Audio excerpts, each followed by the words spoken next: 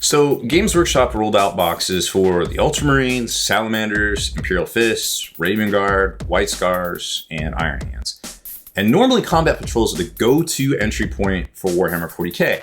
They're affordable, they're self-contained, and normally they stay in stock for new players for, a couple of years. But so far, every one of these chapter-themed boxes comes stamped with the While Supplies Last tag now on Warhammer's web store. And that's not something you'd expect on products designed, basically to bring fresh players into the hobby. So take the Imperial Fist box. Well, that's already sold out, and there's no guarantee it's coming back. Not coming back, Chief. Which kind of raises the question, is GW intentionally limiting stock to push urgency? Or are they just struggling with production of the most basic starter items? Obviously on one hand, scarcity can fuel sales. We've seen that. And on the other hand, it could just be a supply chain hiccup and GW slapping a temporary label on these until they catch up with production on their end. The problem is either way, it leaves new players in a tough spot. Instead of a clear, consistent path into the game, it becomes a scramble.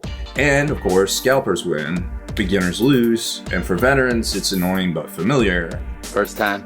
It's just another barrier entry, right? At the end of the day, combat patrols are supposed to welcome people in Warhammer 40k. So what do you think? Is this a clever marketing move, or is it just poor planning by Games Workshop again?